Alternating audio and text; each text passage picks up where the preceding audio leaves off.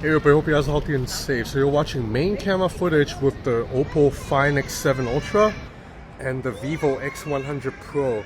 So in this video, I'm going to do a comparison between these two cameras, which are, in my opinion, the two best cameras right now. Right now you're watching zoom video, 3x with the Oppo, 4.3 with the Vivo. Both of these are handheld right now. So obviously the Vivo has a little bit of an extra reach at this base telephoto zoom range, but then Oppo has an advantage in that it has a second zoom lens. It can jump up to 6. Let me get up to 6. It can jump up to 6 and keep it at optical zoom still, whereas Vivo, right now I'm at 6 with Vivo and it is a digital zoom, although the Vivo still looks pretty good right now.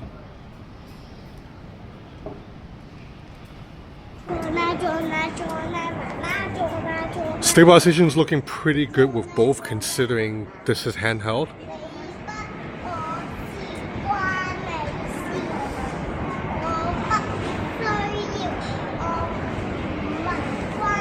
And then we have ultra wide video right here. So ultra wide camera footage. And we have front-facing video, so the Oppo has an advantage in that it can shoot front-facing at 4K, whereas Vivo cannot. Vivo maxes out at 1080-60. So how do I sound right now? All the audio you're hearing so far is coming from the internal mic of the phone. I'm not using any external audio. I think Oppo is exposing the sky a little bit better. So I'm gonna take some portraits with a vintage film filter. Both of these phones have a vintage film filter, and you guys know that I've been absolutely in love with the Vivo's filter. I think Oppo's filter is pretty good too, but I think I do like the Vivo one a little bit more, but we'll take a couple. The reason I say I like Vivo's vintage film filter a little bit more, I mean, first of all, I think the colors appeal to my taste more, but that is subjective. But one area that is objectively better in the Vivo is that you can actually adjust the bokeh focus point. So right now the focus is on the plant, the pillar behind it's blurred out, right? But I can tap on the pillar behind and then set it so that the focus is on the pillar, and then now the plant in the front is blurred out. So I can actually change focus point like this. Whereas on the Oppo, you actually cannot change the focus point. The only thing you can change is just the degree of blur, the artificial bokeh. Otherwise, the focus is locked onto this plant. If I tap on the back, it doesn't do anything. Okay, let's take some zoom photos into these doggies. Okay, so both of these shots look pretty good from afar, but when you zoom into about 400%, you can see that Vivo shot has a little bit more noise. At 10x zoom, I'm surprised to see that Vivo is keeping up well with the Oppo, despite the fact that the Find X7 Ultra has a stronger starting base. But then again, when you zoom in, you see that the dog's fur looks a little bit more natural in Oppo shot than in Vivo. Here's another 10x shot. You see that the colors are completely different. Generally speaking, Oppo likes to keep the colors a little bit more natural, while Vivo will not be afraid to add some style to a shot. Moving on to 10x shot at night, I'm surprised that Vivo actually wins this round right here. Particularly when you zoom into Pixel Peep, look at how soft Oppo's image is. I think it's because Vivo uses night mode, and also Oppo's 6x lens has a smaller sensor size than Vivo's 4.3x lens. Alright, back to watching main camera footage. Let's go down these stairs and see stabilization. I'm holding the phones completely handheld right now.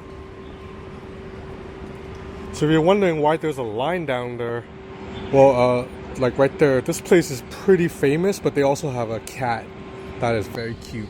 So you're watching 6.8x zoom with Oppo, and let me get up to similar. Yeah, 6.8x zoom with both. The maximum zoom for Vivo is 10, whereas the Oppo can go past 10 into 18. So right now you're watching 18x zoom on Oppo, 10x on Vivo. We'll back up to 10 just to have it like an even match. So now you're watching 10x zoom on both. This neighborhood I'm in right now is called Po Heng Fong. I used to live here. It's one of my favorite neighborhoods in Hong Kong. So there's an interesting story in this neighborhood. You're watching main camera right now.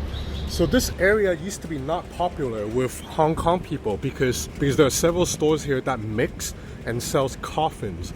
And you know, Chinese people can be superstitious, so they did not want to live in an area that is making coffins because, you know, you associate that with dead people. I mean, right there in front is actually a shop that sells coffins.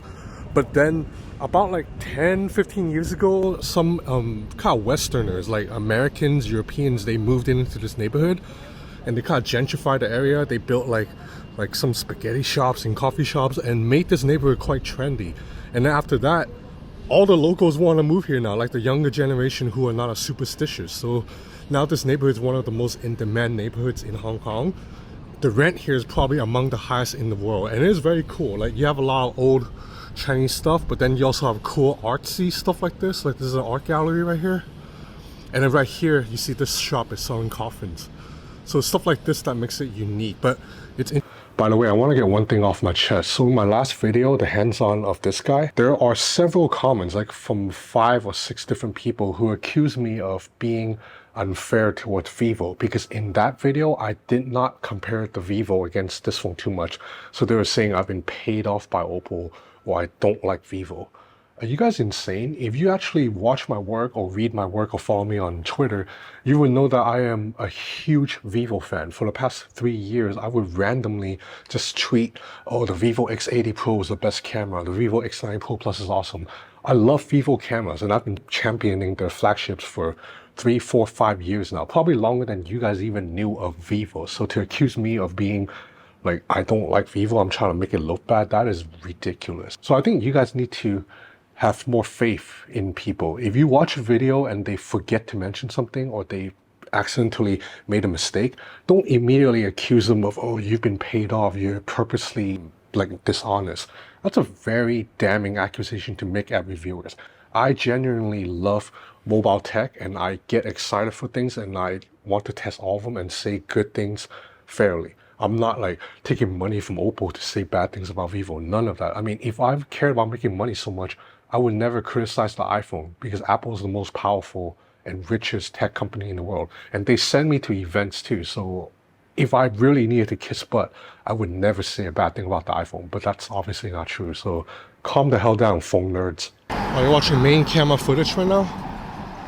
So let's check out zoom fluidity. I'm gonna zoom with the Oppo and the Vivo. So the Oppo will zoom much faster than the Vivo. But we're at 6.7x zoom right now with the Oppo. Yeah, 6.x zoom with both phones now. So Hong Kong and some parts of China still use these bamboo sticks to build a scaffolding around buildings. That's how they do construction. If you watch the movie Rush Hour 2, you will remember that these are supposed to be very strong. Don't worry, Chinese bamboo is very strong. Sure, man. I'm sure.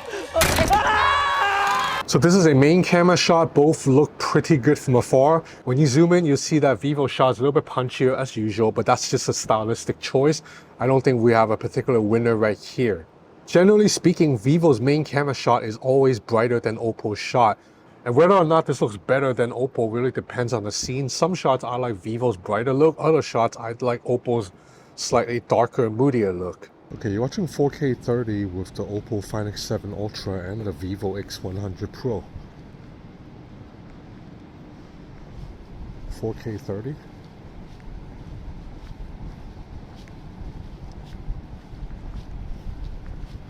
Let's walk into this darker building to see how the lighting situation looks.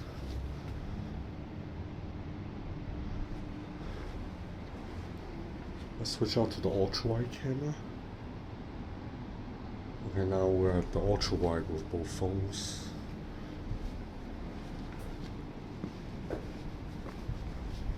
So we're watching ultra-wide camera footage.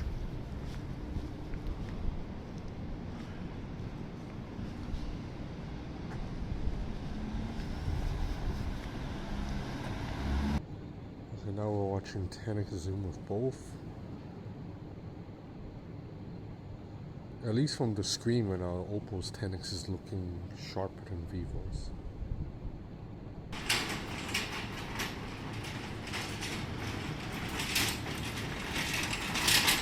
I think it's safe to say that both of these cameras are very good. If I have to pick a winner, I would pick the Vivo X100 Pro, because like I said, I prefer the vintage film filter on the Vivo a little bit better. And surprisingly, Vivo's zoom game is keeping up with Oppo's zoom game very well. Although I would still give the edge to Oppo because it has more versatility. It has 2 zoom lenses. And also, Oppo's hardware for zoom lens is just better. So that means although in photos, a lot of times software processing can make up the difference, in video, Oppo's nighttime videos are just going to be a little bit better. And you can zoom further too with the Oppo Find X7 Ultra compared to the Vivo X100 Pro. And then we also have to take one final note is that Vivo, this phone's been out for like 2-3 months, whereas the Oppo Find X7 Ultra, it's not even 3 days old. So that means there's going to be software updates coming that may improve the camera performance. That's what happened with the Find X6 Pro last year. So maybe if I come back in a month, things will be a little bit different. But as of right now, if I can only use one of these phones to take street photography, I would still take the Vivo X100 Pro with me. But that's just my personal taste, because you cannot argue that this is probably the best camera hardware on the market right now. So yeah, I hope you enjoyed this video. If you did, please consider subscribing to my channel. It will help me a lot. Also follow me on Instagram at Ben's Gadget Reviews. I upload content there all the time, like photo samples, video samples. So yeah, stay tuned. I have a lot of stuff coming. Thanks for watching.